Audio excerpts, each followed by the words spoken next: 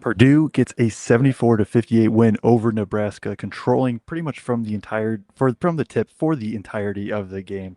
Nebraska maybe gets a little bit of a scare in the second half. Maybe you have remember the last time that Purdue played Nebraska, but in the end, Purdue's able to just kind of hold them off, get a 16-point win, and we'll break it all down right here on Boilers in the Stands.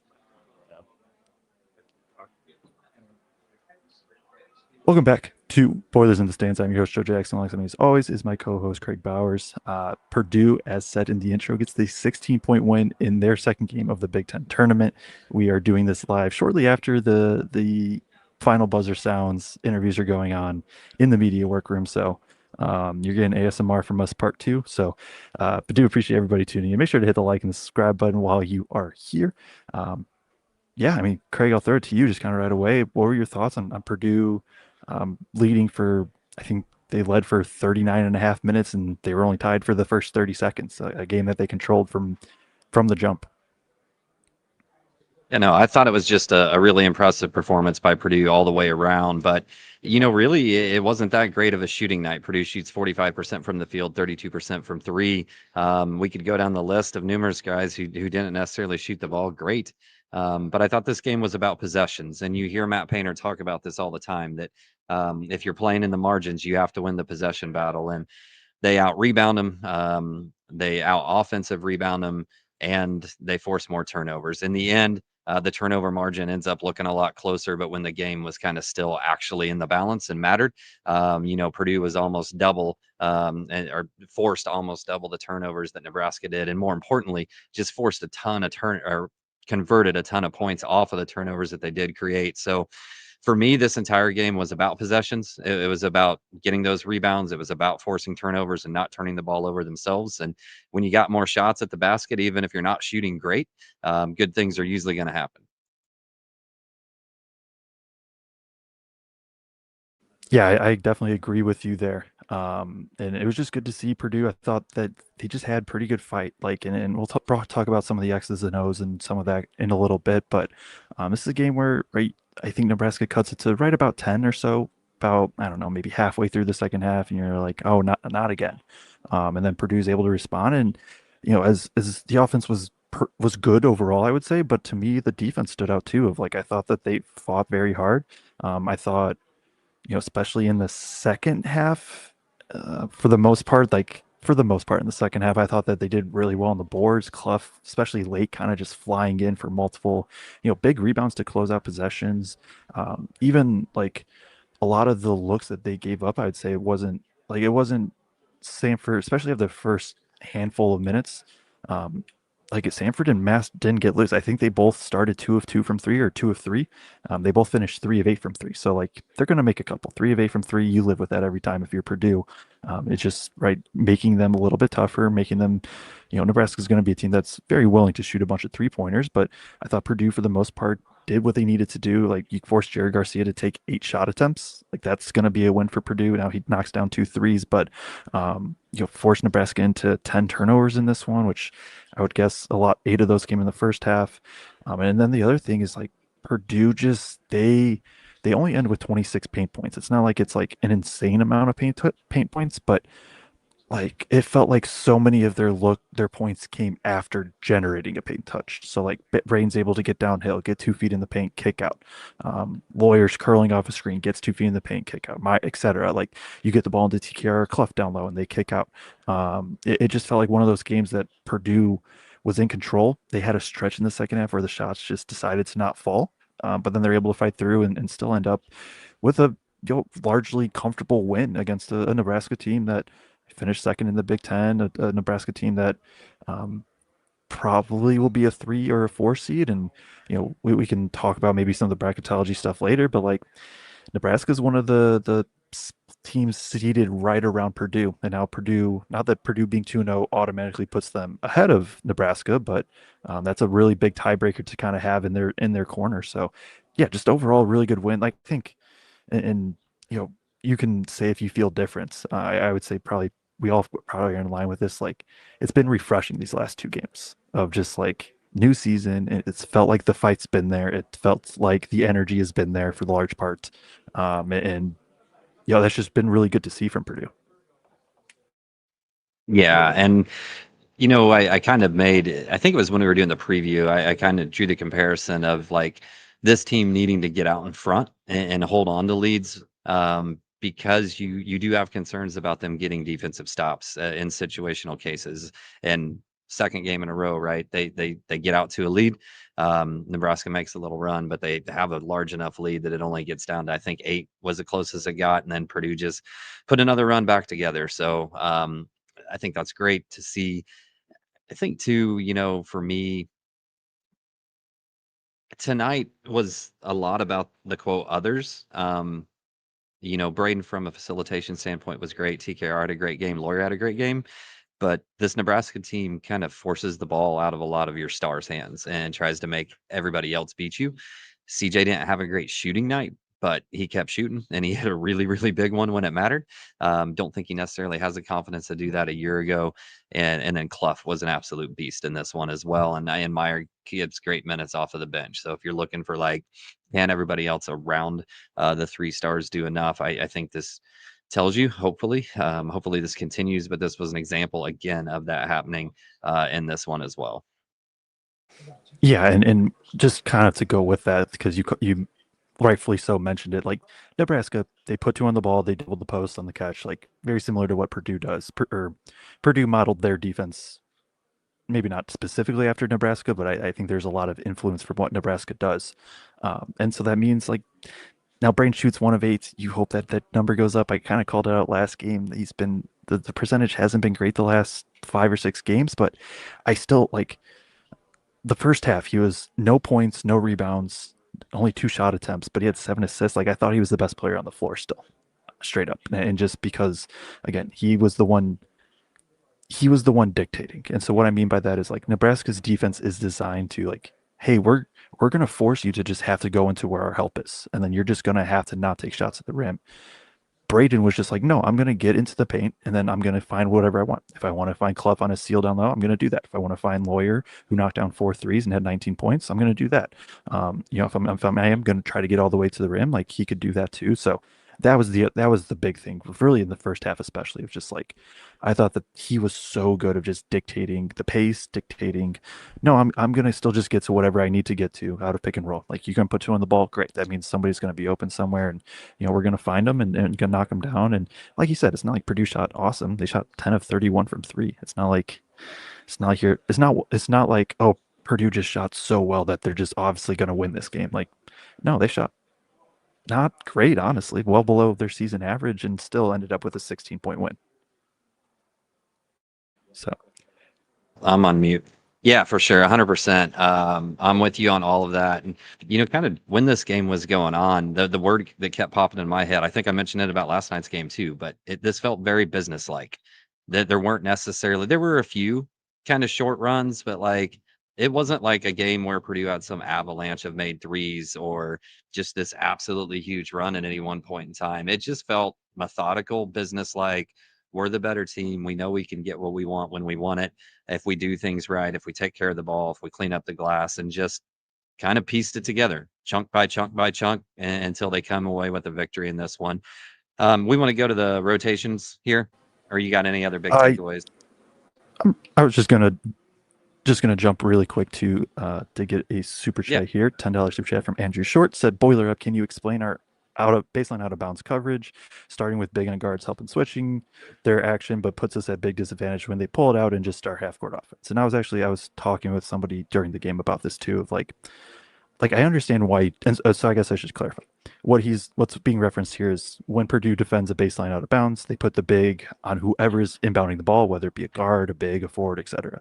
And so oftentimes, like honestly, um, today's like Nebraska's baseline out of bounds play was basically to throw the ball into Sanford and then basically just put um, Cluff into action onto Sanford because they were already at the disadvantage. So the positives of doing that is it makes it much harder to just throw something at the rim and that team be able to get it.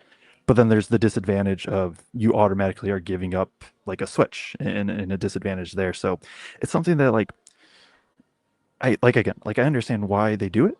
I don't know if I necessarily agree with it, but it's one of those. It's just kind of what they're doing, and They want to make sure that there's no easy, like they're just betting like, all right, we're going to take away an easy look at the rim from this and we'll figure it out once we have Cluff on a guard. And just, I don't know if I always agree with it, but that what I say is kind of the thought process behind it. So I don't know if you have anything, but if not, we can just jump to the rotation and do appreciate the $10 super chat. Yeah, I'll just real quick say, since you brought up, or the question was brought up about baselines out of bounds and sideline out of bounds. How many of those did Purdue score on today? Because I think like half of my great plays that I wrote down were either slobs or blobs, where Purdue just immediately scored.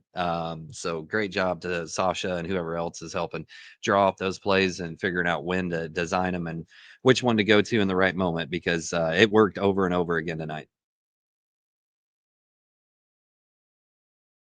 Yeah, it definitely did. Good call out there from you. So yeah, let's jump into the rotation then. We do have Braggs is here as well. He's doing kind of the post game scrum and talking with some players, maybe talking with painters. So make sure to follow us on Boilers in Stands, Facebook, Instagram, I believe too. You get some of that content depending on timing. He maybe will jump on here at the end too. So, but we're just gonna kind of keep chugging along and let him do his thing. We're gonna do our thing and work as a team, right? That's who we are. Here is the rotation chart for this one. Just kind of scanning through, I think the only thing that's probably notable is the big gap that CJ doesn't play in the second half after, we've talked about CJ getting more tick. I do think it wasn't like an overall great CJ game, and Meyer hit a couple jumpers. Like that's my only thought why. It felt like a toss up between like to me it wasn't just like to me nobody like stood out specifically of like, oh, he's the guard that has to finish. Now you're going to close with CJ just because that's I think the most reliable option, for sure. But yeah, it's just I think other than that, Jacobson not playing in the second half stands out, but that's kind of become the norm where Jacobson kind of eats a few minutes in the first half, and I don't think they just trust him right now, especially in a game like this where he would have to be out on the perimeter defending. That's just not his matchup. So, um, I don't know. Other than that, feels pretty straightforward. I don't know if you got anything. I mean, I think this is the third game in a row now that Benner's come in. So at first instead of Jacobson. So it feels like that rotation, now that we're at least 3 games of that happening, it is kind of set in terms of what Painter wants to do. Again, I think to try to maximize time where either TKR or Cluff, one of the two, is on the floor, just from a scoring option and a rebounding option. So I like that change a bunch. I am all for that change. I think it just mitigates those potential times where we saw other teams getting runs and kind of those Benner Jacobson together moments. So like that a lot. I'm with you. Like CJ hits 2 of his first 4 threes. I think he hit 2 of his first 3, and then he missed 4 in a row. Plus, he misses a mid-range shot that was an absolute airball. Right after last night, I talked about the fact that I don't think we've ever seen him miss a 6-footer in our lives. He just friggin' smokes it all together there. So, wasn't a great game from him on that standpoint. Again, he still steps up. There was another game similar to this where he stepped up and hadn't been shooting the ball well and just drilled a 3 late in a game as well. So love to I see think it him was have that Nebraska. confidence either way. It might have been. Love to see him I have think it that was. confidence either way. But yeah, Meyer gave some really good moments, and we'll get into those later on. But I think what we've seen in the CJ Meyer Jakari roles is just like Painter's going to ride with whoever he thinks his best option is in that particular moment. And I think Meyer forced one heat check there after he hit a couple, but outside of that, I thought he played a pretty solid game all the way around. So wasn't hurting to go with him. And I think this team, in terms of who Nebraska is, a team that defensively, like Meyer, can hold up against mostly. Sanford got away from him a time or two when he got that matchup or got switched onto him. But outside of that, like, there's nobody on here that's just super quick that's going to blow by Meyer. Yeah, for sure. And now actually, yeah, no, I'm with you there. Like Meyer, he got taken out because Cale Jacobson took him to the rim, and you could just tell Meyer was pissed. Like he knew he was coming out after that. But to me, like the way the guard rotation feels, it's like default is CJ for big minutes closing, and then it's like if Jakari or Myers show like no, like I need the run over him for now, then it's going to be that, and I think that's a good system. Like CJ, I think we would all agree is the most dependable overall, but you got to recognize, especially I think this a little bit more Meyer than Jakari probably, but like in any given moment, Meyer can just be one of those guys that just goes on a run similar to CJ, or it's just like you look down and he has 15. I know he has 9 in this one, but like I'm just saying in general. So, yeah, that's a good call to there too with the Benner Jacobson and um, I'm trying to think. Yeah, no, okay. Never mind. The thing that point I was going to bring up was actually something else, so it wouldn't be relevant. Let's just not do it then. Let's jump into some of the team stats then, unless you got anything else. All right, team stats here, and of course, doing this here means I have to pull it up somewhere else before I can actually talk about them because it's just small on my screen, and I'm stalling while I do that. And here we go. Purdue ends up with 4 players in double figures. Lawyer leads the way with 19 on 4 of 9 from 3, 5 of 10 overall. TKR, CJ, and Cluff all end up in double figures for points. Braden 10 assists. As a team, Purdue has 20 assists on 26 made field goals. They do win the rebounding battle 37 to 29, including the offensive rebound 13 and 10 and second chance points 19 to 8. I'm sure we'll be talking about that one a little bit more. I'm sure we'll also be talking about points in the paint 26 to 18, points off turnovers. And that's something I want to bring up too for sure is like 17 to 5. Nebraska ends with one more turnover. Only 10 to 9. It's not like either was crazy high, but Purdue still slightly wins that on the margin. Both teams shoot 10 of 31 exactly from 3. The difference in this is Purdue gets 8 more free throws made while attempting only 5 more. And then they make a few more. They get 8 more points in the paint, like I said earlier. So, where do you kind of want to go from there? I think I kind of read off everything that we'll probably want to talk about, but what do you want to hit on? Yeah, no, and I think I brought a bunch of them up kind of in the takeaways, but it again, just winning those possessions. And you mentioned one more that I didn't bring up earlier in the show is they got to the free throw line more. Like I said, 5 more attempts. Right, 5 more attempts on the free throws, 4 of 9, yeah, 12 of Yeah. 14. But make 8 more, right? So that added on to the fact, and again, I know the turnovers end up 10 to 9. But I think the last time I checked, there was maybe 4 or 5 minutes to go in the game. And at that point in time, it was like 6 for Purdue, 10 for Nebraska. And at that point in time in the game, it was 17 points off turnovers to 0. So, like, when it really mattered, when Purdue was building that lead, and kind of solidifying this game. I thought that just kind of punctuated the effort that they put in. I thought multiple guys had active hands tonight. I thought Lawyer gets credited with 2 steals, but he gets deflections a couple other times. Trey had deflections. Braden had deflections. Cluff had deflections. Like, I just thought it was an all around good effort. It appeared to me again, Joe. You can correct me if I'm wrong, but appeared to me again that Cluff was in drop a lot more this game again. Um, if that's a trend and that allows kind of guys to dig down or get into gaps a little bit more in the way they go about that, then maybe that's something we see a little bit more of, that they just get to be a little bit more aggressive trying to get deflections, and maybe that's a formula that allows this defense to be serviceable enough to make a deep run. Yeah, and I think that's a good point, and we can just sidebar a little bit about the defense, and then maybe jump into some of the players. And I think talking about the players will encapsulate a lot of kind of the offensive talk too. But no, I thought that's a very good point to bring up with the deflections because it's something that stood out like multiple times. Braden, Clough, etc. They get a hand on the ball. Nebraska maybe recovers or whatever, but instead of having that immediate advantage coming off a screen, it's okay. We got to regather, reset, and then go from there. And yeah, there definitely was a lot more drop again from Mast or from Mast from Clough against Mast. Now the thing with that with Nebraska, right, pick and pop with Mast is the other thing that really stood out is Purdue stunted really hard defensively. What I mean by stunt is where you like don't have my board with me, so I have to actually use my words, which is not my strong suit. But basically, so on that like pick and pop, right? Kind of imagine Club's going to be sort of by the ball, and there's going to be the guard on the ball. Whoever's like weak side, they just take 2 to 3 steps and they basically just jab. Like they just kind of jab at the big with at mass with the ball. So that way he can't just like catch and shoot in rhythm without any thought. He at least has to think like, oh, there's a guy here, like what's going on, and then you recover. And usually gives like mass enough time or whoever enough time to be able to recover, get back in front. Purdue also late switched a little bit, where out of that drop coverage, like Nebraska comes off, Clough's in that drop, and you don't want it to be a switch, but if Nebraska gets deep enough, it kind of just has to be. And again, I think Purdue on a lot of the drives or even recoveries like that, just I thought there was such a activity defensively, not only just in terms of getting hands on the basketball, but also just getting hands near players, getting bodies near players for just a split second to make them have to think. Right? That's I mean, how many times has Purdue just given up wide open threes this year?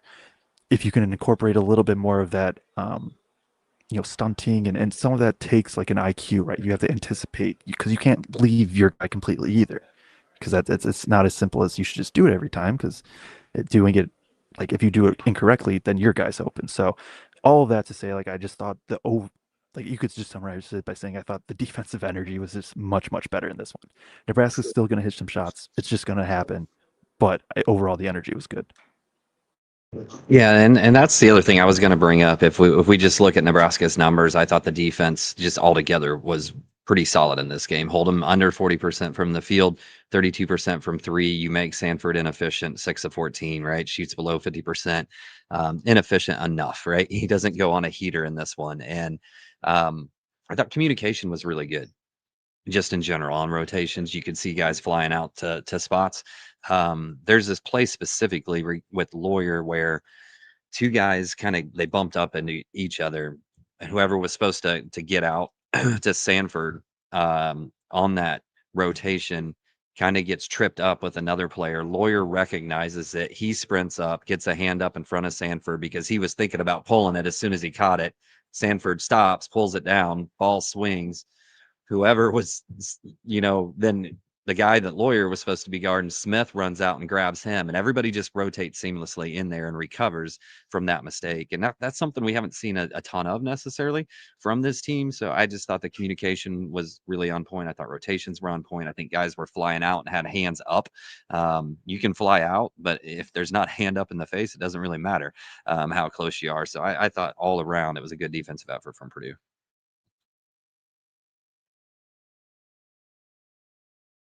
Yeah, no, I would definitely agree with that right there. I don't know if I'm glitching up or you are. You froze for just a second, but let's listen. Let's hear a word from our sponsors real quick before we go into the player breakdowns. Hey folks, quick shout out to our new sponsor that's making it easier and shinier than ever to keep your ride looking fresh.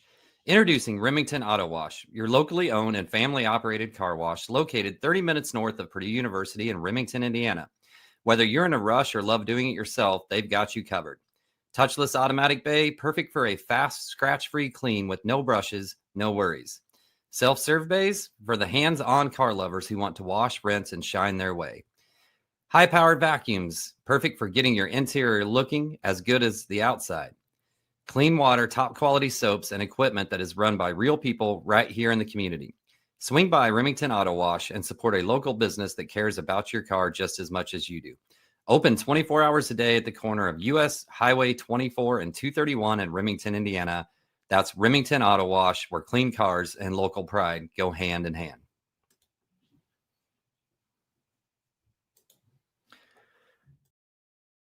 Do appreciate Remington sponsoring this. Yeah, so you want to get into some of the player breakdowns then? He was talking with Braggs right there, so I'm just gonna make the executive decision and we're just gonna jump into it right here. Um, let's do it then. Braden in this one, we're gonna start with him because I do think he was kind of the catalyst for everything. Only 5 points on 1 of 8 shooting. Like I said, 1 of 5 from three, 2 of 2 from the free throw line, but did have 5 rebounds, 10 assists, 4 turnovers, and a steal in 37 minutes. We've talked about it some, right? The defense I thought was really good from him. He only ends up with 1 steal, but like it feels like he generates a lot more issues for Nebraska than kind of just what 1 steal would indicate in this. And like I said earlier, like I just thought he dictated everything offensively for Purdue. Of change of pace, hesitation, trying to split, getting downhill even when Nebraska's taking it away at all costs, finding whatever shooter he wants out on the perimeter, finding Cluff and TKR in spots where they're able to score and get looks down low. So I just thought I know he ends up with 4 turnovers, although I think one or two of those might have been like kind of garbage time type, if I kind of remember correctly. But I still just thought like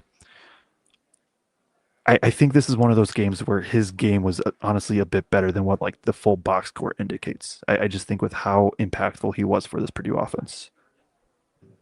Yeah, no, I thought he was in complete control of this one, and I mean, multiple great passes there, but he has a great one where he's driving baseline and kind of swings it out. And I forget if it was Jakari. I think it was Jakari maybe that hits that one, and then obviously the find of Fletcher, towards the end of that first half was an awesome play as well. But really, like maybe the play of the game from a shooting standpoint for him is late in the shot clock with about 6:22 to go. He does that little head fake, gets the guy up in the air, gets fouled, goes to the free throw line. I didn't realize he'd stepped inside the line initially. It just ended up being 2 free throws, but hits those two to put him back up 10. I think I wrote down maybe 5 times from multiple different guys in this one, like great play to get it back to 10 or get it back to 12. Like guys just kept stepping up to not let that lead creep down below 8 at any point in time during this game. Obviously, like at some point we're going to need Braden to start making shots. This couple games a row where, the shot hasn't necessarily fallen from a percentage basis. And I think up to this point can survive it. Maybe could even survive it over Michigan State if they win this next one, with everybody else hitting. But if they end up making the championship game somehow and face Michigan, like you're going to need Braden going in all 3 phases of his game, not just 2. So do want to see that obviously as we move forward. But in terms of just dictating this game with how he was facilitating and running the offense, I thought just another awesome performance from him. This is really 2 in a row from that regard. And like you said, pretty active hands. Who we jumping to next? We got to jump to Fletch next, right? Leading scorer. I agree with you there, so let's do it. 32 minutes for him, 19 points on 4 of 9 from 3, 1 of 1 from 2, so 5 of 10 overall, 5 of 6 from the free throw line as well, 4 rebounds, including one like in the second half. I think he gets fouled on it. Like he skied for it. I don't know if I've seen Lawyer get that high before for a board. Adds in an assist, 2 steals as well, and I do like I'll start defensively for him because I thought his defense was really good in this one. Um, and I think it goes back to like this is to me is more of a scouting report game defensively of like you just got to know what you're doing. You have to have energy. It's not as much about like the physical attributes, and that's one where he can just really thrive. And then obviously on top of it, I mean, just knock down big time 3 after time 3.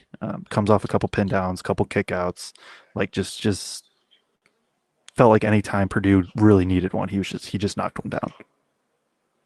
No, one of the plays that I highlighted just in this game was Lawyer fighting for that offensive rebound. And really, even if we go all the way back to senior night, it feels like you can, I don't know, just feel a different level of Lawyer.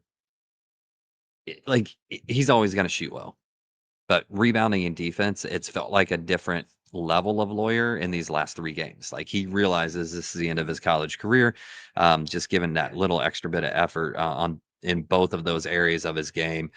That in the first half shot I thought was huge, just to kind of stretch that lead out a little bit more. Obviously, he hits a big one down the stretch later as well to kind of help close out the game. As it was kind of getting down towards the end of the game, I guess. But again, multiple guys did that. Multiple guys step up and hit shots in different positions. But yeah, I don't know. For me, I'm with you. Like that offensive rebound where he gets fouled and goes and hits both, and he's fighting amongst the trees, kind of exemplified Lawyer's game to me. Because to me, this game, even though he's the leading scorer, this game was about everything else he did. Yeah, and that's like, I mean, that you can't ask for a much better Fletch game than this, other than him going obviously like 7 of 10 from 3, or one of those just crazy scoring games. I thought it was a really good complete game overall for him, and that's what you love to see heading into the biggest games, and the biggest games of his career potentially. I know he played in national championship, so maybe not the biggest game, but one of the biggest stretches So in his final stretch in college. I've seen this like 3 times in the chat now. We're obviously not watching the TV feed, so we don't see this, but apparently Fletch slipped up and dropped an F-bomb live on air after the game. So Shout out just Fletch. just shout out Fletch. You can do that when you have that type of game. True, you can, and when you're Fletch in general, you can just he can get away with that one for sure. All right, you want to jump into the next player then?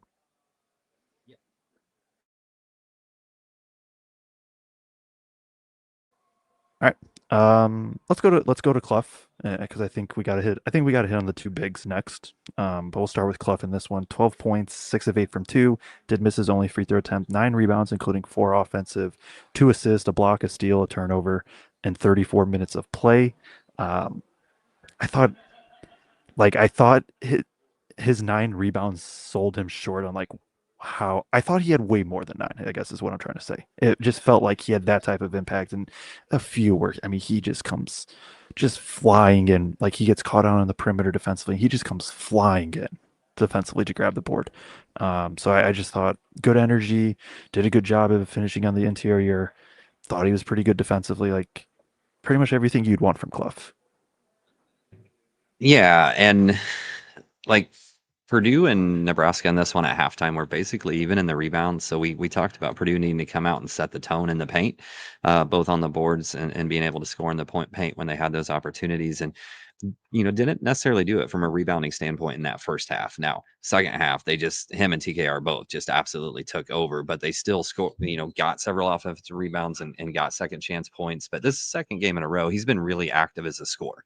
And Purdue's gone, specifically gone to him from the beginning of like, all right, we know you're probably going to be loaded up on Braden and TKR. We got another big man that can score too. We're going to get him going so that it's kind of like using the run game to set up the pass game, right? If Braden and TKR are your pass game and Clough is your run game, it's like we're going to go to our run game first, make you have to respect that, and then that's going to free up a little bit more for our other two guys, or at least for TKR, because you're not going to be able to pay quite as much attention to him. And Dottie wasn't great out off the beginning. I also just have to say, like, Braggs actually brought this up the last time, so like credit to Braggs on this. But the big to big passing, it just feels like we thought preseason we were going to see so much of that, and we have at times. But it feels like they've really emphasized that these last two games of like we're going to get Clough to a spot where he can get it down to TKR or vice versa. Either way, but I thought Clough's passing was really good. That cut where TKR kind of a lot of times post up and catches it on the wing 15 feet away from the basket. Nobody expects him to just like cut on a diagonal to the rim. He cuts hard, has two guys trailing, but close enough if that pass isn't pinpoint, they maybe get a hand on it. And I just thought it was a great pass to hit, TKR in rhythm going to the rim for a really easy bucket. But he had multiple good passes today. For sure. No, that's definitely a good call out there. And we are joined by one Gregory Braggs Jr. So he was doing some post-game show. You're also, just letting you know, catching a lot of background noise. If you want to mute the mic while you maybe not talking, Braggs. But I'm also going to have you unmuted in just a second because I'm going to throw it to you. And as you were able to talk post-game with some of the players and things like that, and just kind of what were your thoughts now that Purdue was able to kind of have this dominant win? Well, first off, I'd like to say let's fucking go, boys and girls. Come on. That is the kind of effort we've been waiting for all year. In my opinion, their best game they have played all season long. We understand what they can do offensively. We saw them beat the snot out of Texas Tech in a grand ballroom wherever in the Bahamas or wherever they were. But this is what we're talking about. This team is capable of. Nebraska is lethal on the perimeter, lethal, and Purdue shut them down. How? Because they stayed connected. Sanford has got one of the quickest triggers I've ever seen from a shooter. Sometimes it doesn't even look like it touches his hand as he's coming around the curl. But CJ Cox, Jakari Harris, Omer Meyer, Braden Smith, all these guys on the perimeter, they showed up when it mattered most here today. They are starting to turn the corner. And the thing that I love the most about the guys in the locker room, as they're coming down the hallway, I had the video ready, thinking they're going to be coming around cheering. Like yesterday, okay, you beat Northwestern. You should beat Northwestern. They're a team with a losing record. Nebraska, you already got them once at their house. It wasn't a guarantee how today was going to go. But you know what? This team put their foot down and said, no. We're one of the top dogs in the Big Ten. We might not have earned it in the regular season, but we're going to make you earn it if you want to beat us here today. And that is what we have been waiting for all season long. We know what they're capable of offensively. And yeah, they might not have all the exact kind of intangibles to be the best defensive team in the Big Ten or in the NCAA, but it's about effort. It's about effort. And Oscar Cluff, 2 games in a row, setting the tone on both ends of the court. Fletcher Lawyer, man, look at how this guy is finishing his career here with Purdue. Playing with his hair on fire, diving out of bounds, diving on the ground, getting loose balls, going in and getting dirty for rebounds, drawing fouls. Obviously, we know he's knocked down from 3, and he showed that here today once again. But these guys, man, I'm just so happy for them because I couldn't have felt worse for this senior group and this team in general for the way they finished this season. And obviously, everyone's got a bad taste in their mouth. Is it starting to turn? Is it starting to turn, everyone? Or do you got to keep seeing it? You know what? I'll tell you right now, Purdue wants to keep seeing it. They're not satisfied. They weren't in there celebrating anything. So that's what I love about them. Business-like approach. I want to celebrate. I'm excited. Nothing I love more than the Saturday of the Big Ten tournament. That's one of the best days of the year, in my opinion. 2 great games tomorrow, and Purdue's the second game. But you know what? Enjoy this one here tonight as a fan, but I'm telling you right now, the players are already looking ahead to tomorrow, about to play one of these 2 teams in UCLA and Michigan State that beat them earlier this year. So maybe this is a redemption tour going on here and reminding the Big Ten who this team was to start the season. That's my rant.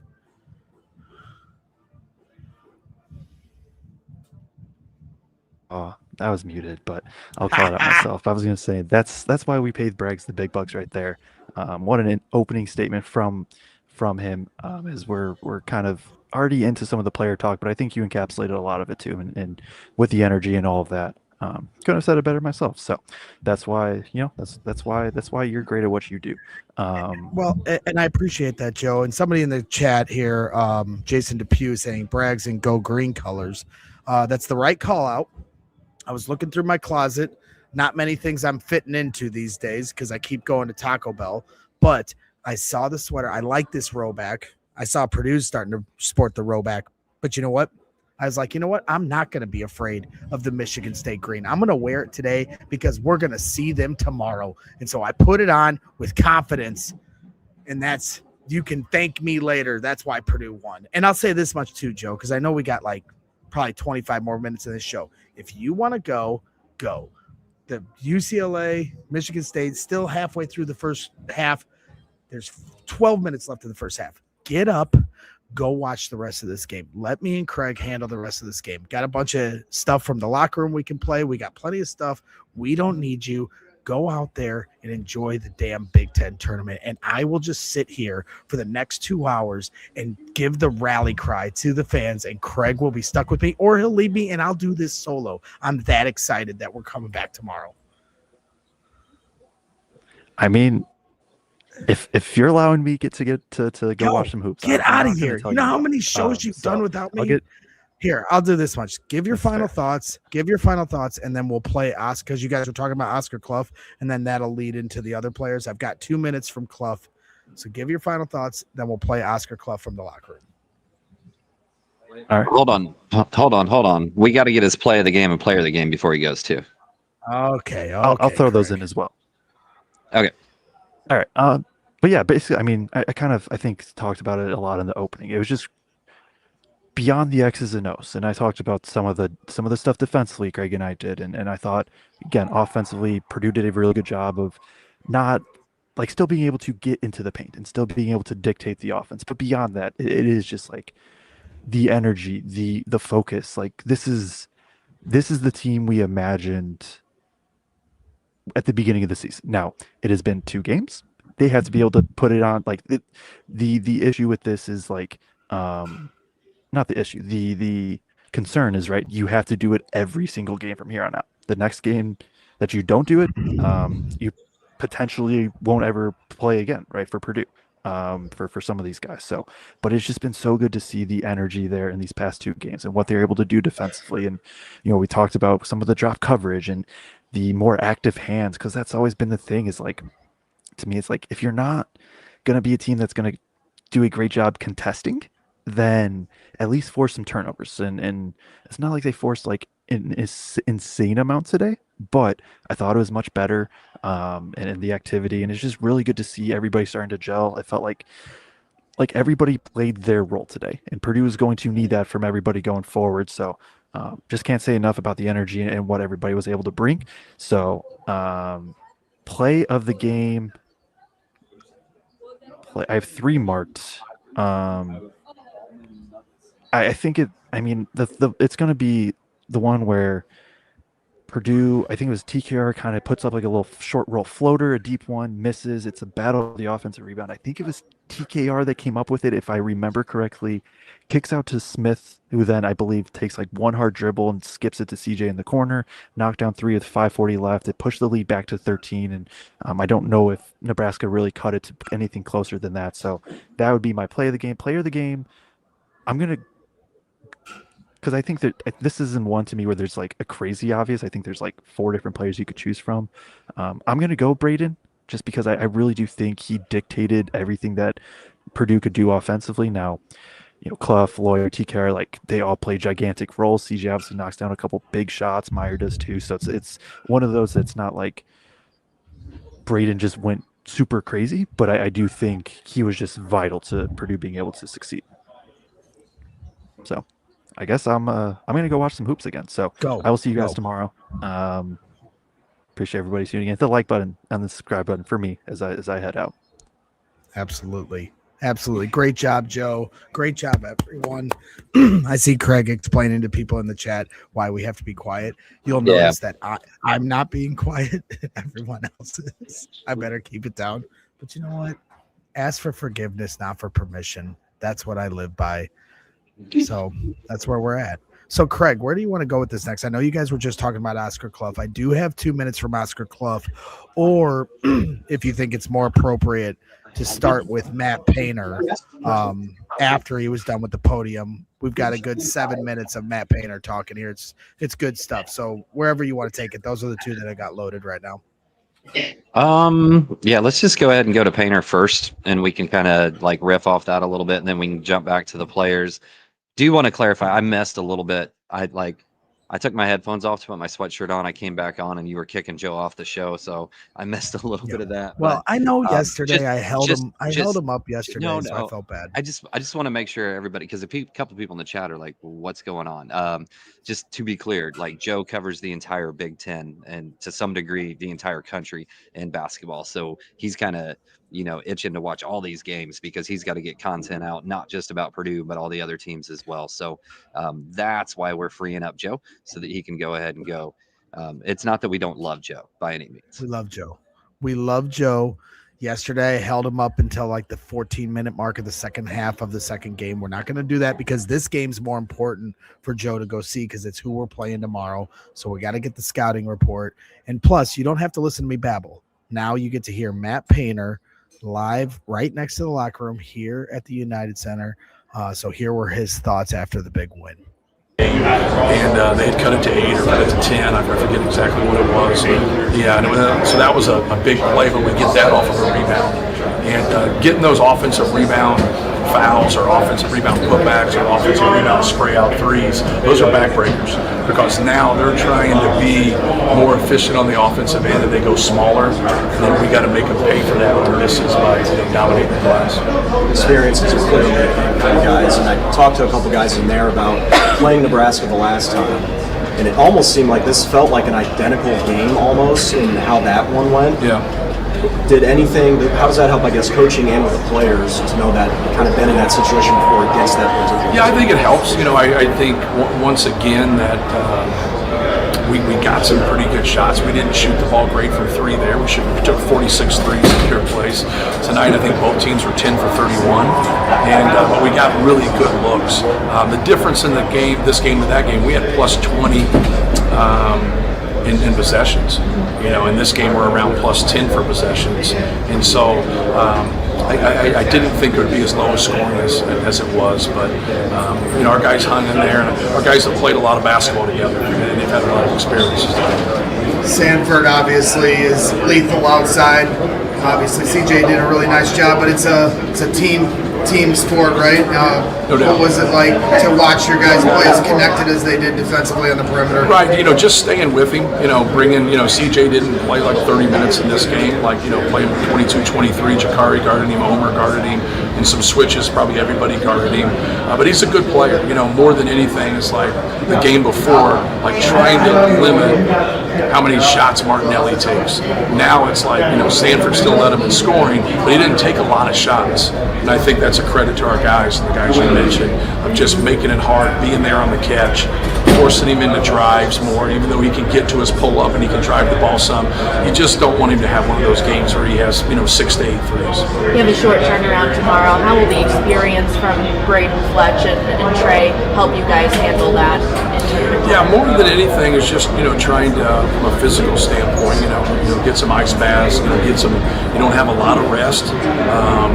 It is geared for the higher seed to get more rest, but the higher seed got beat. So, we're getting 3 extra hours. So that's one of those things that's not fair, but I don't like it when it happens against us, but I like it when it happens for us.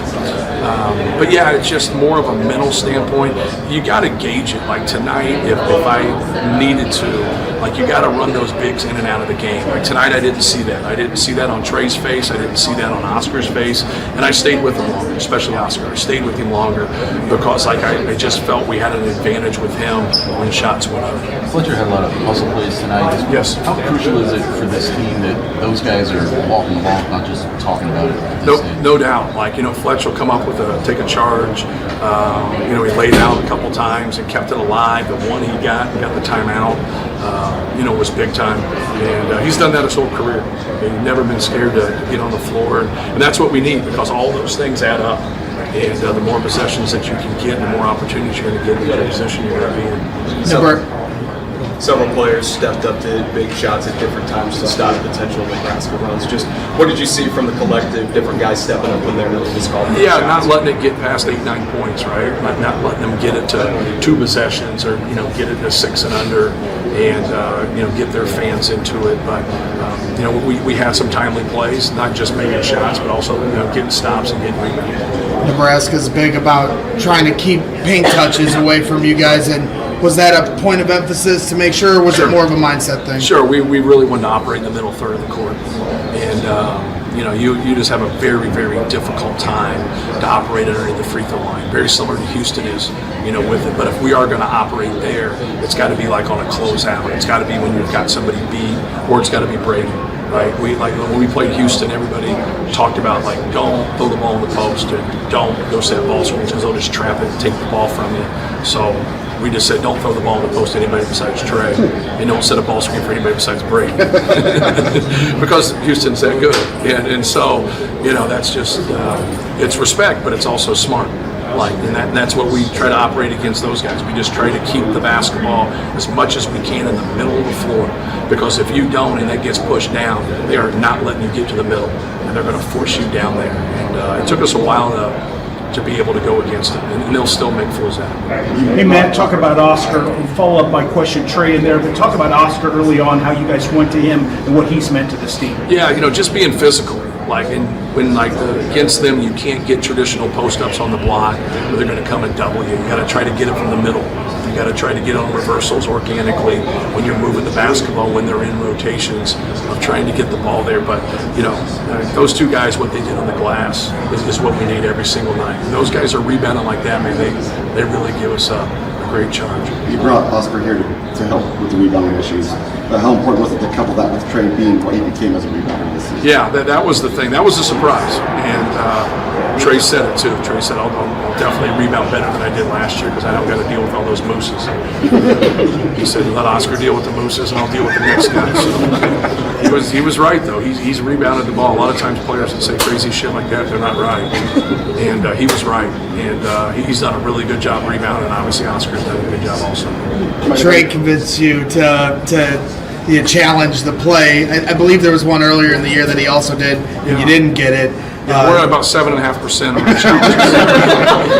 I don't know if you guys have kids, but having a low trust level with people you love, it's a hell of a feeling. It's a big. That's what I was curious about. It's a big spot to challenge in the first half. Is there any kind of mindset of like where you'd prefer to maybe hold them, or if your guy says to take you them, would just like them to be honest. Like, you know what I mean? Like, don't tell me like it went off, the other team and it comes back and then you go see it on and it's not even close. Like, like, hey, just like swallow your pride. It didn't work for us. Go back the other end. But if it did happen, like tell us. And so like you got to like ask them again. So like when your kids are little and you tell them something, and then you just stop and look at them and say, okay, what did I say? And they just look at you, okay, say it again. Like you get that. Like, oh, no, seriously, man, did you really, what happened here? Like, whatever. I'm telling you 100%, they hit it. Like, okay, cool. And that happened to us about 8 times this year. And they get the ball and we lose our time. So like other day, I don't know which game it was, a couple of games ago, I didn't do it and we would have gotten it. But like I just didn't use it. So we're working on it. So thank you guys. Thanks, Coach. Thank you. There he is, Matt Painter from the United Center. I love Matt Painter. I think that's obvious. If you watch this show, he is a breath of fresh air and very fun to interview. And he'll always terrify me a little bit, but he always knows where I'm going with things and always gives a good quote. And that's always fun as somebody that's asking questions. So I did think one thing he brought up that was interesting. And I don't know how much you guys touched on this, but I'm a big crowd guy. Obviously, this is the Boilers in the stands, and I truly I'm big about fan impact. You guys heard me about the left-right chants, if you've been following this program along for 5 years. Like I do think fan atmosphere plays a big role, and I did think it was notable where Painter said, not letting the crowd get into it. This was, there was a lot of empty seats because you got 4 teams. You got UCLA and Michigan State fans rolling in late. That because of the overtime of the Illinois-Wisconsin game, there was kind of a late arriving crowd. Craig can attest the traffic to try to get to the parking lots was abysmal because you got people leaving the parking lots, but also people trying to enter the parking lots.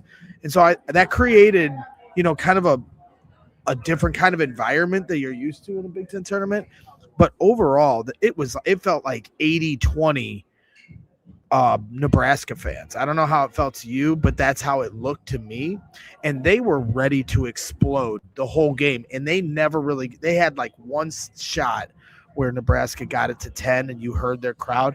And outside of that, as many people, and a testament to them for making the trip from Nebraska, they did not have any opportunity to get loud for their team today. And that paid big dividends because I hate saying it because I will need a better showing tomorrow from Purdue fans.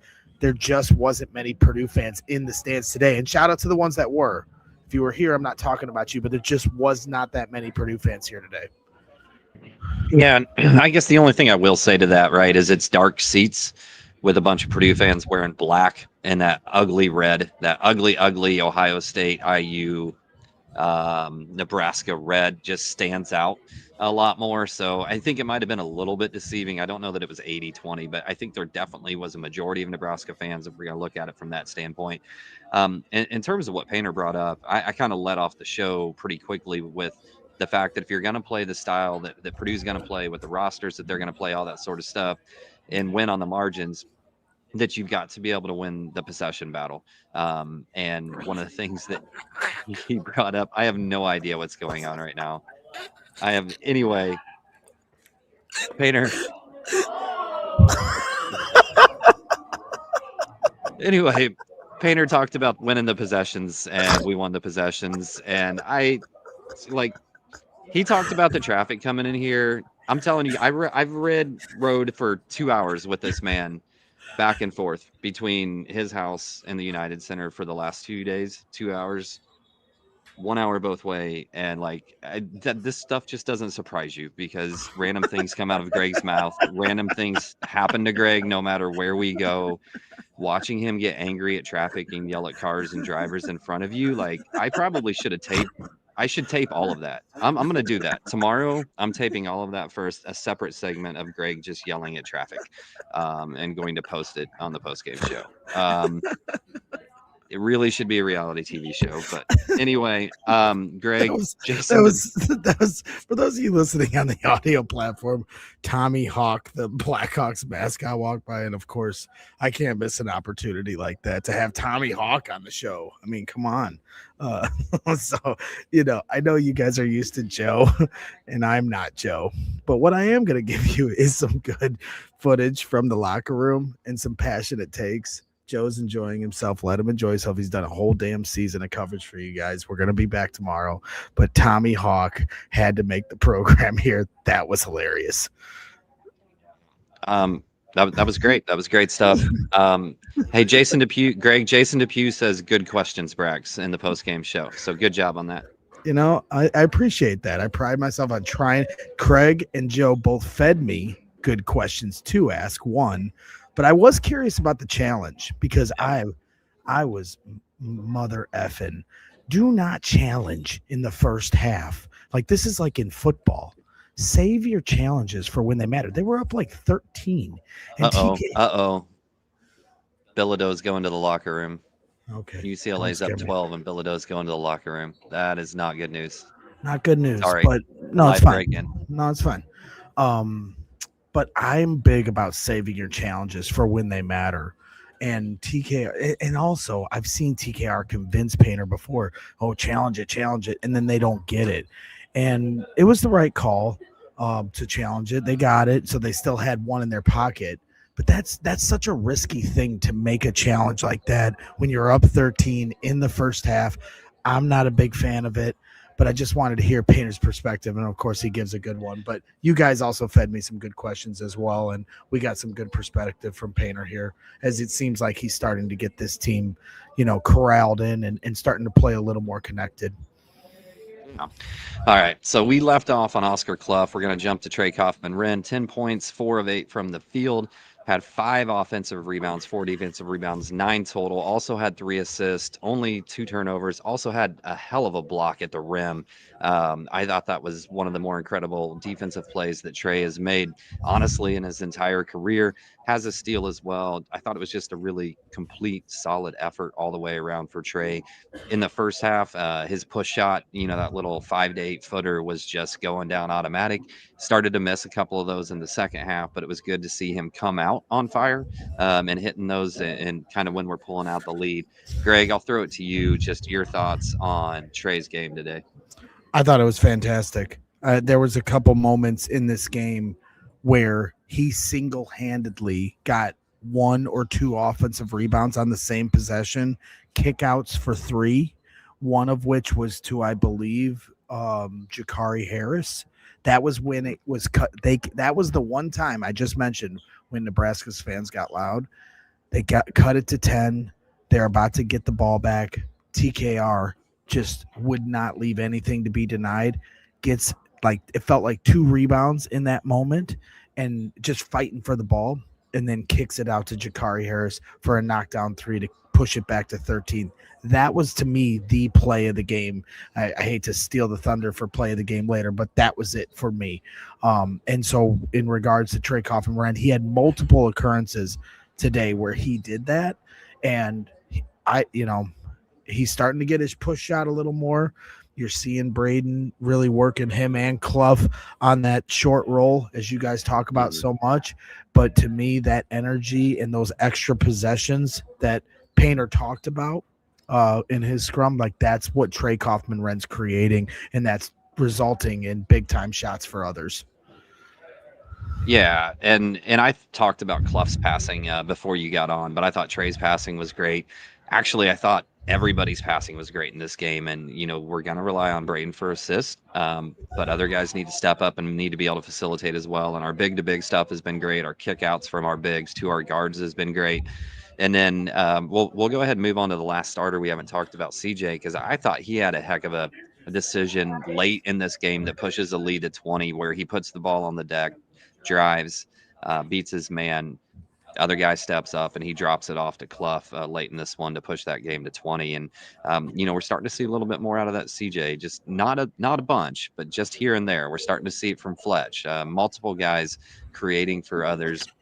when the ball is forced out of Braden's hands, and that's going to be important going forward. But 12 points, 3 of 10 from the field, 3 of 9 from 3, 3 of 3 from the free throw line, 3 rebounds, 1 assist.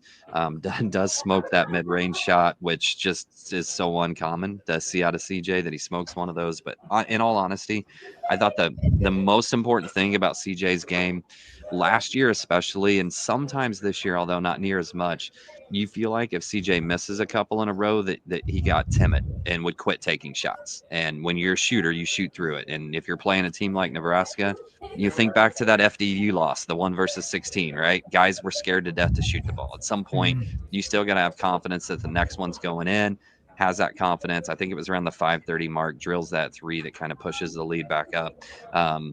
And just steps into it and doesn't think twice about it off of that TKR offensive rebound and kick out. And as much as anything, I think the biggest thing in this game was CJ didn't get timid, didn't quit shooting. Yeah, I mean, I think he was put in a tough spot a couple times where end of shot clock, had to get it up. Those are really tough shots to knock down. Those are part of the 3 of 10. I thought another couple instances where they just weren't getting some of their connecting passes, those hockey assist passes. Shout out Tommy Hawk. Those hockey assist passes weren't as clean, and so then by the time it got to the corner, the defense was able to recover, and then CJ kind of had to come off his spot and then reset and then shoot the 3. Obviously, he can still knock those down, but you saw at the end of the game when they're able to execute with precision and find him in the corner, and he's able to catch and shoot.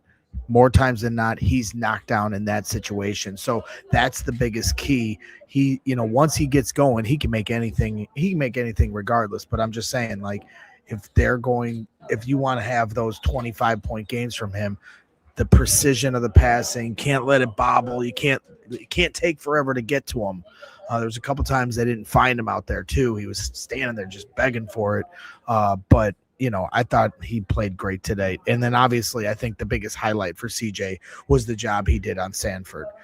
Painter obviously did a good job of illustrating how it's not like he played 30 minutes and other guys get credit, but CJ's physicality and being able to stay in front and not having this defense having to switch as much here tonight was the key. And Nebraska's a lethal team from the perimeter. They got more than just Sanford. Sanford's crazy. I just still can't get over how fast and quick his release is. It's impressive, but they've got a lot of weapons on the outside, and they were covering all of those guys up. I just really believe that it was their best defensive effort of the season.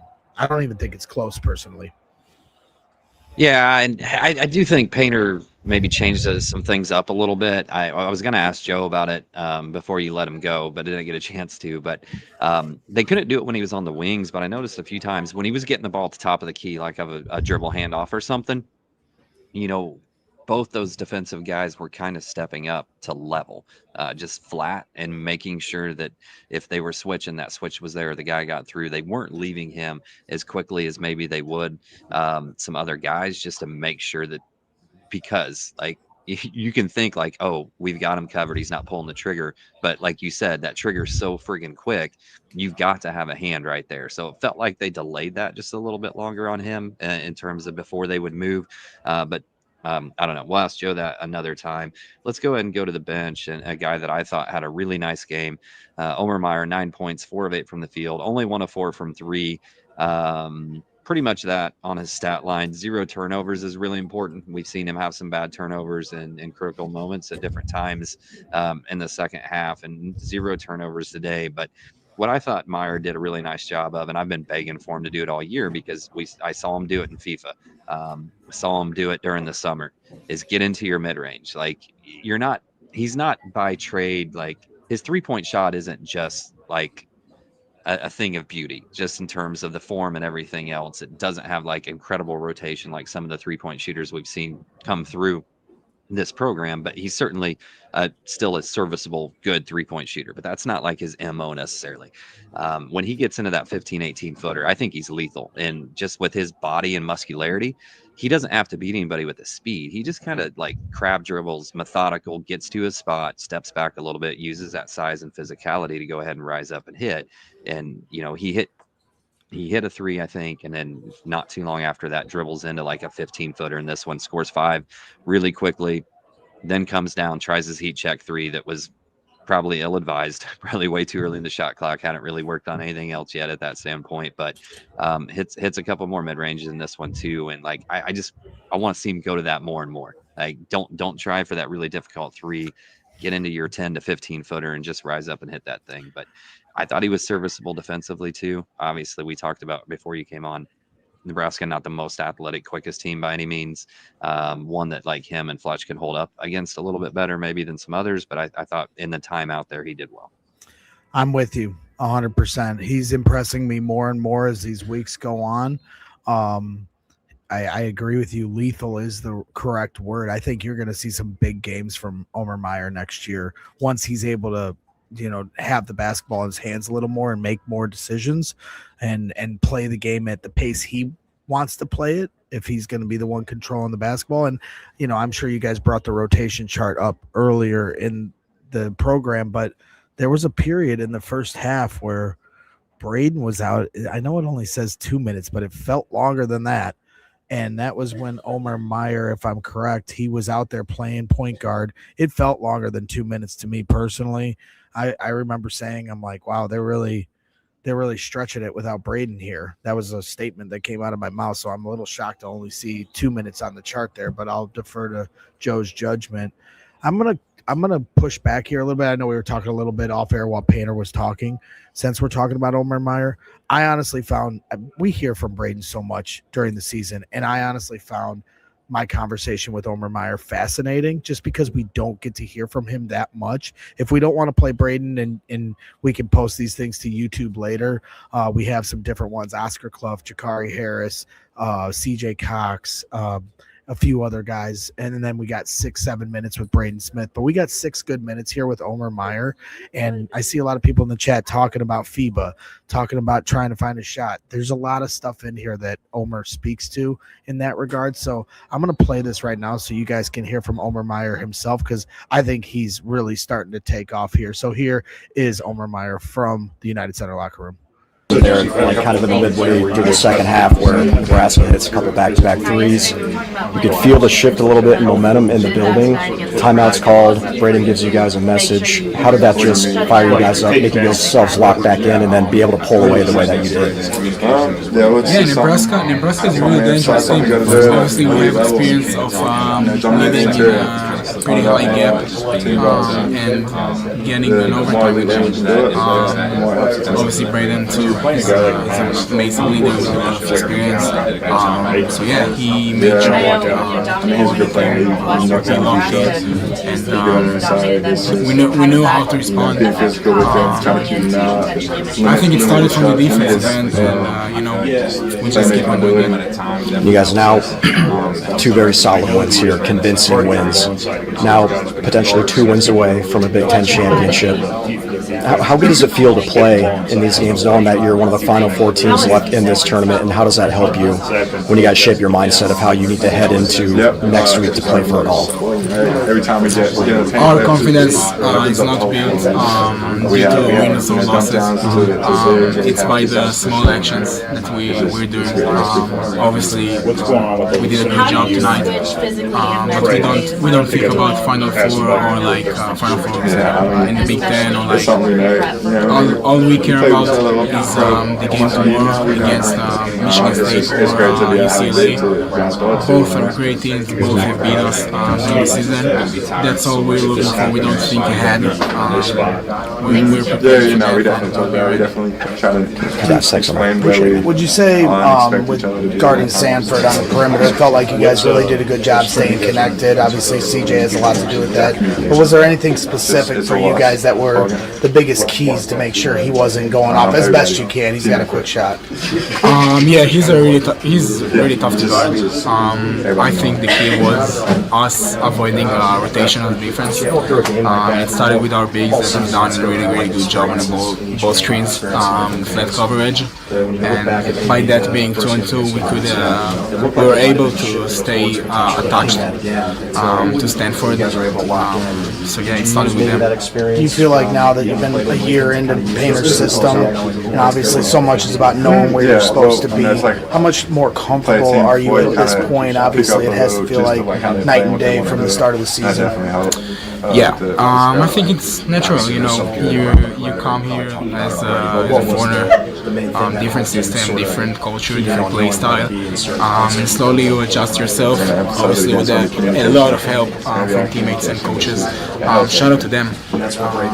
They made my job to adjust way much easier than it should have been. So obviously, I feel great, way more comfortable than during the summer. But it's natural, and I don't know if I would get to that point.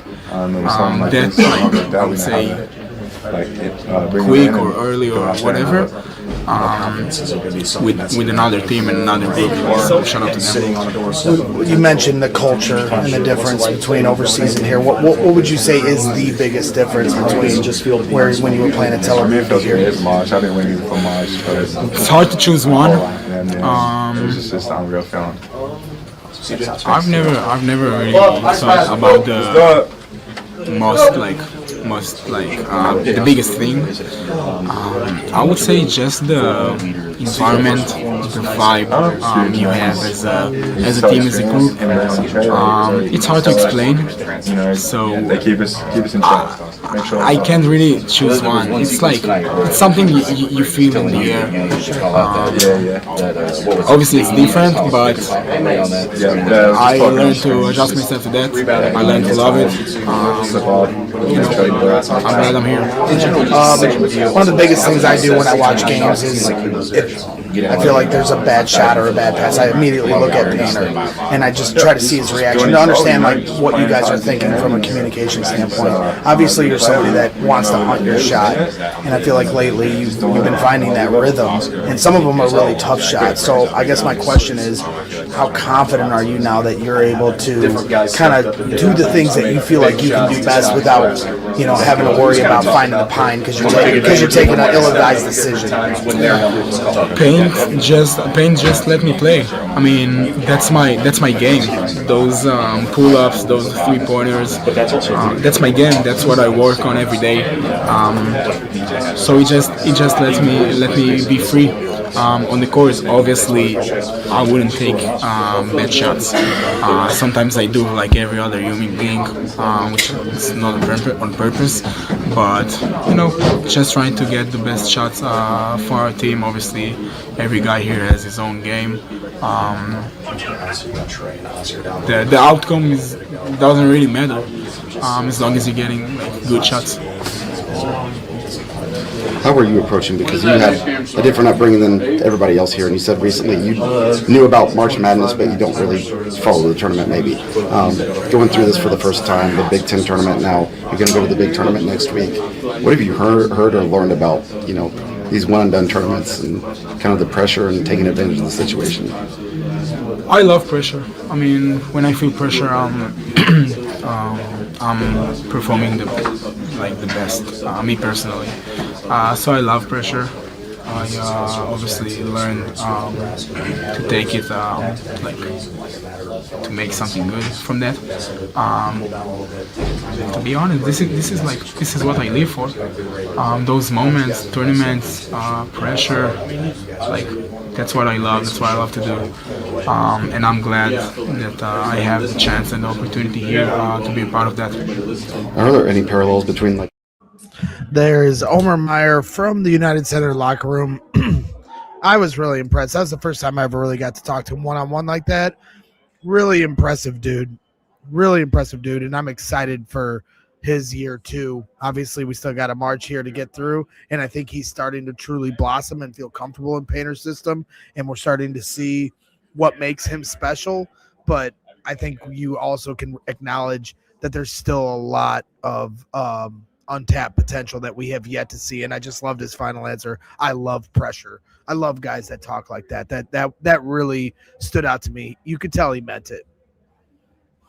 Yeah, and with us getting to the tournament and having the opportunity to go in the locker room and talk to these guys rather than just whoever they send out to the press conference table, Gonna get to hear more from him and some of the other guys you don't normally hear from. And yesterday was the first time I'd gotten to talk to him, so certainly is good to hear from him. I did see a couple people saying in the chat something about the background noise. It's hard in those locker rooms because everybody's right next to you, no matter what kind of mic you have. Before I put them up to YouTube, I run them through a software to remove background noise and amplify the voice that we're actually trying to record.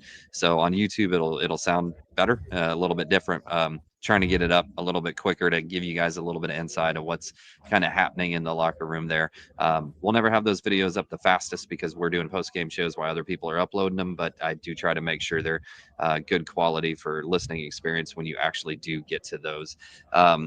Do want to hit real quick on the other three guys we haven't talked about. Jacobson has 2 points on only 4 minutes in this game, 1 for 1. Jack Benter, 2 points on 1 of 3, 0 of 2 from 3, 1 rebound. Thought he fought really well on a couple of different ones, had a nice pass for an assist as well.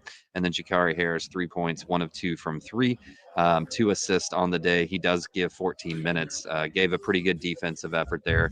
We talked yesterday that it seems apparent that Benner's wrist is bothering him. Man, I really wanted that 1-3 to go down that he took because that thing was halfway down, and it somehow still popped back up out of there. Doesn't seem to be a ton of spin on his ball. Ball kind of seems to be a little dead. So it seems like it's either going to go straight through, or if it catches rim, it's going to be a little bit harder for it to stay down at times, maybe than some other people's shots. But I saw some people being pretty hard on Benter. I thought he gave good effort and good minutes today when he was in there. Maybe got put in some bad spots defensively against some bigger guys where it's a little bit harder for him to D him up. But I guess your thoughts on those three in general. Obviously, not a big impactful game for Jacobson. They didn't like the matchup for Jacobson in this one, and he just didn't get much run. Yeah, I mean, it's hard. I saw Casey reveal had a little bit of breaking news that he tweeted out during the game. I don't know if you caught it, where he reported that yesterday Jack Benter confirmed that his wrists may need surgery here in the offseason and that he can't hurt it any more than it already is, but it is hurt. So when I read that, it's hard because everybody knows from the start of the season, big Jack Benter guy. I think he has one of the highest potentials on this team. Love 3-point shooters, and I think he's got all the talent in the world. That being said, there's a couple times where you're like, as a fan, when you're watching them kind of skipping around the horn, you're like, one more, because you can see that guy open in the corner. Well, a couple times it was Benter, and a couple of those times I'm like, Braden, pull it. I know the one more is in the corner, but if I'm going to choose between Braden Smith, who's mostly open, 75% open, or Jack Benter wide open 3 in the corner, but he's got a wrist that needs surgery in the offseason, it's hard for me to be like, I just don't want him taking those shots at this point. But I could be wrong. He could have a game where he goes off and his wrist isn't holding him back as much as it feels like just watching him. I just don't really, and it's no fault of his own. And to your point, effort is there. He's still out there gutting it out with his injury. So all the credit, but at the same time, I want the highest probability for the shot to go down. And if that means it's got to be somebody else because Benter's wrist is hurt, that's just kind of where I'm at right now with it. Yeah, I mean, the issue is right now though, like you're debating between Benter and Jacobson minutes. So like it's value if he hits threes from that 4 spot, but you're looking at defensively, what's the difference between, Jacobson or Benter being out there? You're looking at him as a connecting piece. What's the difference between him and Jacobson being out there? And it just seems like for the most part that Painter's kind of decided he likes those minutes better if it's Benter and Cluff or Benter and TKR rather than Benter Jacobson or Jacobson out there with anybody else as well. So I think it's difficult. It'd be great if he was hitting threes. But I still think right now, that decision might get made to still give him those minutes over Jacobson, just rotationally, depending on the specific matchup. So that kind of wraps up all our players. Greg, we do have a couple of super chats. Just real quick, because I wanted to be 100% accurate on Casey Bartley's reporting. on Jack Benner's wrist while it's relevant to the conversation, but he tweeted, Benner told me yesterday his wrist is definitely injured and will likely require surgery after the season. He's battling through it now and can't make it worse, just affects his shot a bit. Heard it in the Ohio State game. So just wanted to be 100% accurate to what Casey's reporting was on that. Right on. Good call out. Casey's a friend of the show. We have him on the show at different times. So glad you got that from him. Let's go ahead and get to some of these super chats just because people paid. Want to get them up here. Dave H gives a $1.99 super sticker. Thank you for that. Patel Boiler Up says Boiler Up. Keep rolling with a $4.99 super chat. Appreciate you as always, Patel. Wiggle Room gave $5 towards a better microphone. Told us we need to get a directional microphone. It is hard in there because we're using our phone to video. It's tight quarters, and we only have one person there. So you would be holding your phone with one hand, microphone with the other. We don't have big enough staff to have two people in there, but we'll see. Like I said, I do put it through software to clean it up They're post as well. There definitely are nicer microphones, but I actually have a pretty good one. I wasn't just recording with my phone. I have a microphone that attaches to my phone. Now, I agree that if it's just me one-on-one, it's going to be perfect. But with all that, yes, I could have eliminated the background noise before I brought it to the show.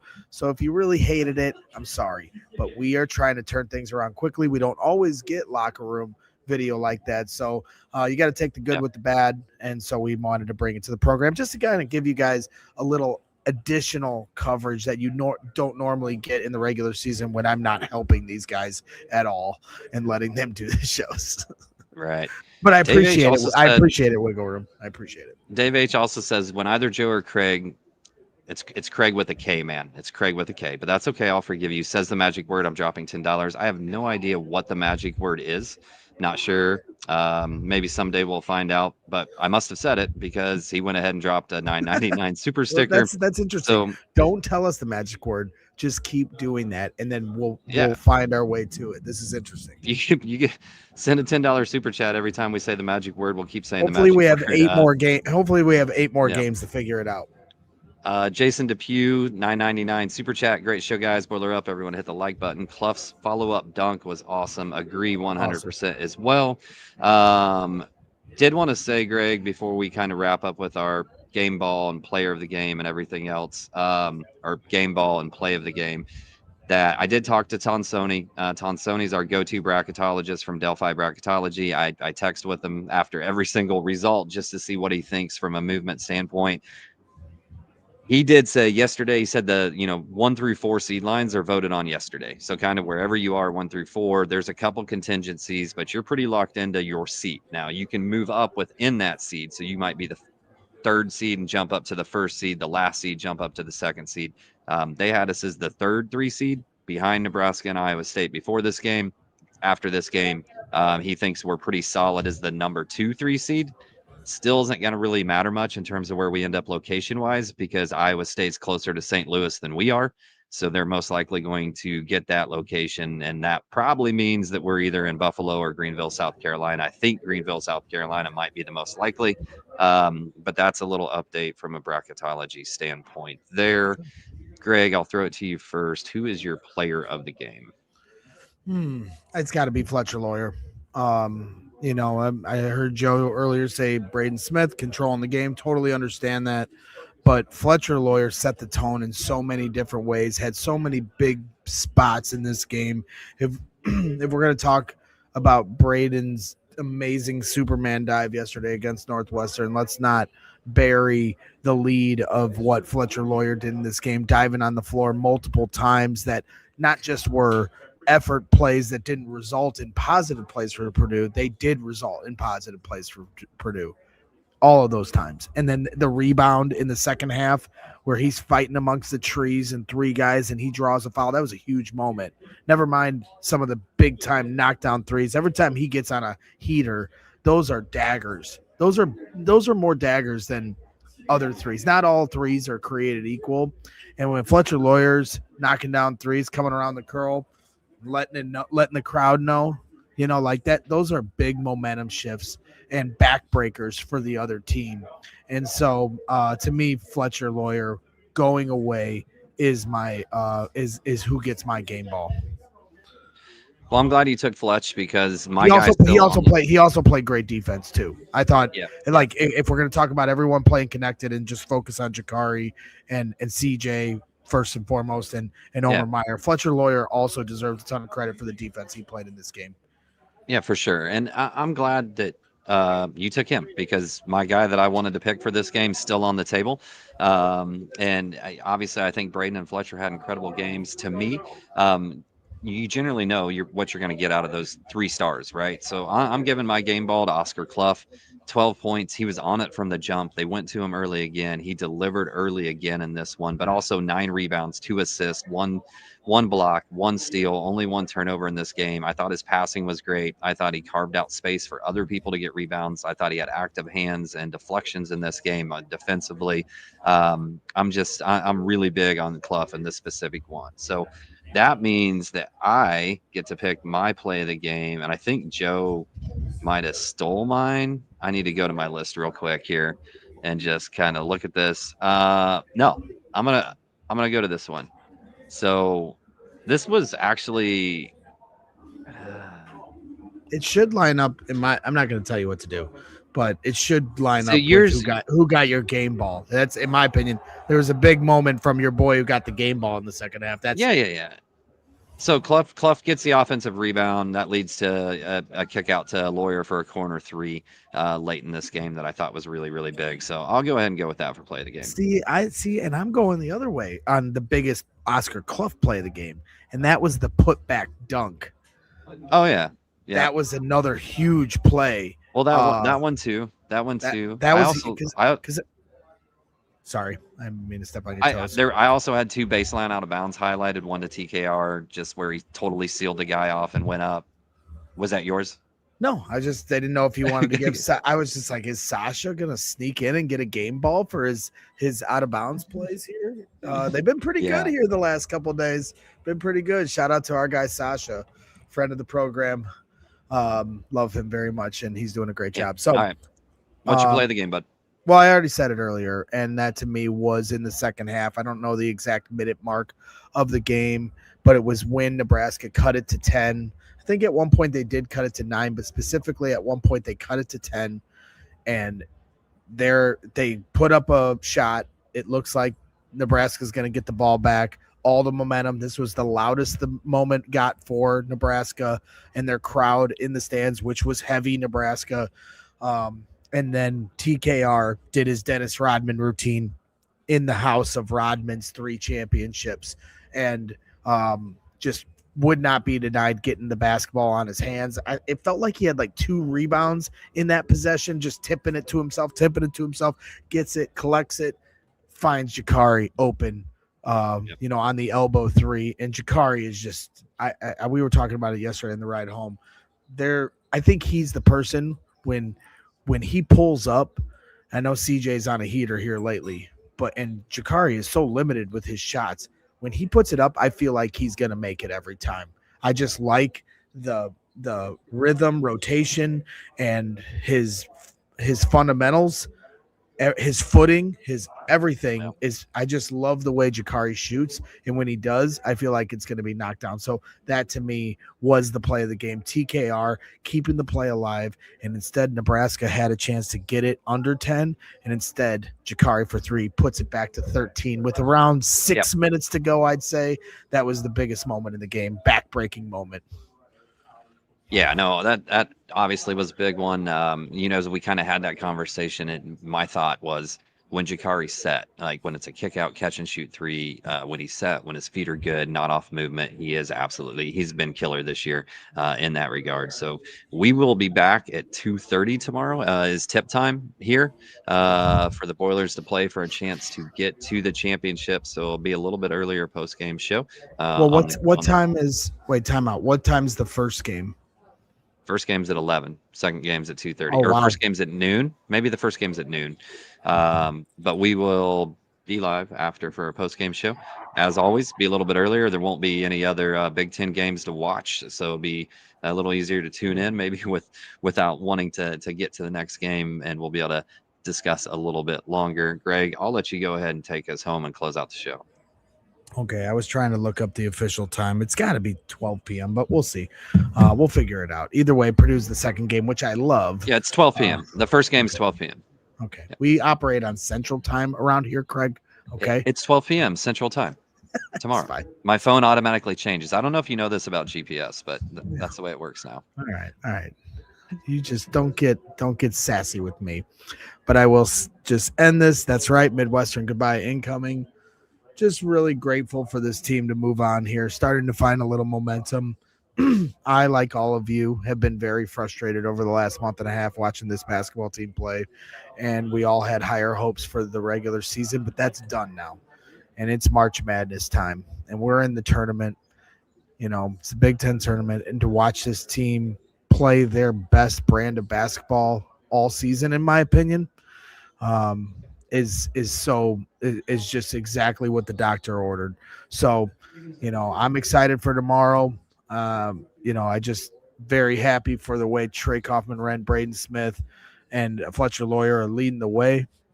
Loving the way CJ Cox, Omer Meyer, Jakari, these guys are starting to ascend here at the right time, reminiscent of last year where you saw Miles, Colvin, and Camden Heidi kind of find their way at the end of the season after having a little struggle. So everything's coming together as it always does. You just have to trust the system, trust the program, trust Matt Painter, trust these guys. So I'm excited for tomorrow. Little get back game, whether it's UCLA or Michigan State. It's going to be a really fun atmosphere tomorrow. And I'm really looking forward to it. So I really appreciate everyone tuning in as always. You know, Joe and Craig are the heartbeat, the backbone, the foundation of this show. I was talking to Casey walking over here, and I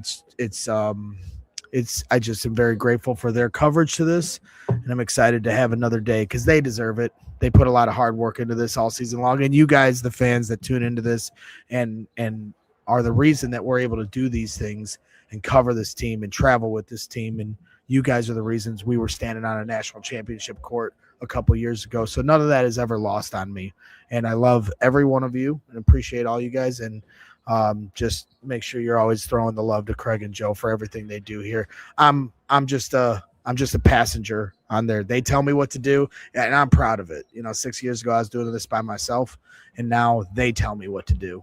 And I couldn't be more proud of that and what we built here. And so I'm looking forward to another huge game tomorrow. We've covered a lot of them here for this Purdue basketball program. And let me tell you, it's been a lot of fun. It's been a privilege to do that. So excited to see how tomorrow brings, see if we can get to a championship Sunday, selection Sunday. This is what it's all about, baby. March Madness. That's real quick. Blake just said something, and real quick, and then we'll finish. Blake did say something in the chat about we got it twice today, sleepers as well. So for those of you guys, if you watch sleepers, Greg and I, they had a little live function going on today, and Greg and I popped in, and they had a little impromptu guest appearance on sleepers for about 10 or 15 minutes earlier today. So you can go back and catch that too if you like. Yeah. Where I was drinking, taking shots with the guys. It was great. So, no, shout out to Sleepers. Shout out to those guys. They did a great job over at Bub City.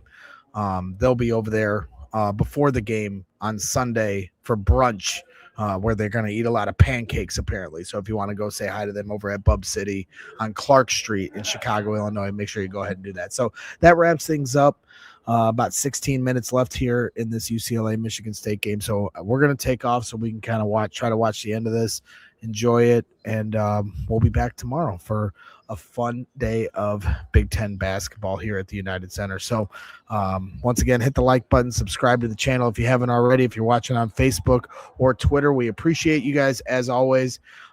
Any support to the program, sharing our content on any of the platforms, Facebook, Instagram, Twitter, and obviously subscribing on YouTube is the easiest way to show your support to what we do. So that wraps things up. Thank you to Craig and Joe as always for the hard work, and we will see you tomorrow. It's going to be a fun one. So boiler up, ladies and gentlemen.